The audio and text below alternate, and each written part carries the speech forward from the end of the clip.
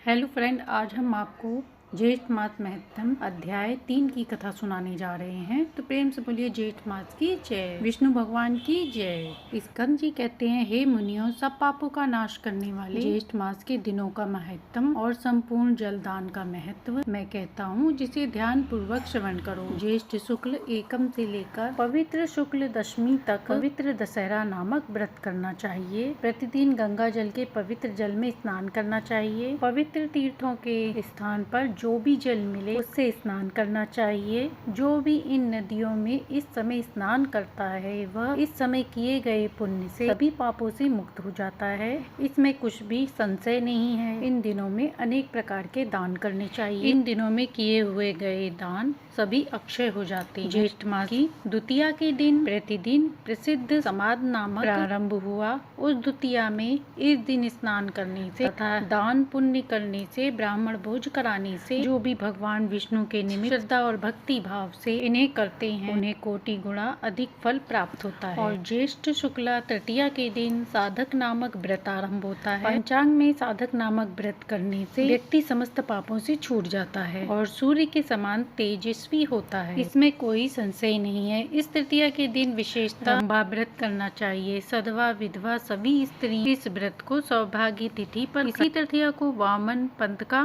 प्रारंभ। इस दिन दही और चावल का दान करने से भगवान वामन प्रसन्न होते हैं। आज के दिन विधि पूर्वक तर्पण करना चाहिए और 1 मास तक ब्राह्मणों को दही का भोजन कराना चाहिए। शुक्ल चतुर्थी के दिन कपिल ऋषि के आश्रम के कुंड से 4 भुजाधारी गणेश जी प्रकट हुए, इसलिए चतुर्थी के दिन भोजन न करके गणेश जी की पूजा आराधना करनी चाहिए। पंचमी के दिन घी से पके हुए मालपुओं का भोग ब्राह्मणों को लगवाना चाहिए। इसी दिन सती उमा भी प्रकट हुई थी, इसलिए इस दिन स्त्रियां पार्वती माता की विधि विधान से पूजन। संतान की इच्छा हो तो शुक्ल षष्ठी के दिन जल, वस्त्र, पुष्प, सुगंध वस्तु, हवन आदि के द्वारा उमा पार्वती का पूजन करें। ज्येष्ठ शुक्ल सप्तमी के दिन जो उमा पार्वती जी का पूजन नहीं करता उसके घर दरिद्रता का वास होता है। इसमें कोई संशय नहीं, इसलिए दरिद्रता से भयभीत मनुष्यों को सप्तमी के दिन माता उमा का पूजन करना चाहिए और दशमी के दिन गंगा जी का पूजन करना चाहिए, जिस कारण पतित पावनी गंगा दशमी के दिन स्वर्ग से धरती पर अवतरित हुई। इन 3 तिथियों को करने के बाद एकादशी का व्रत सर्व पापों को नाश करने वाला है। यह व्रत निर्जल उपवास करने से सिद्ध होता है। त्रयोदशी से लेकर पूर्णमासी तक 3 दिन का जो उत्तम व्रत कहा गया है, सावित्री नामक स्त्रियों को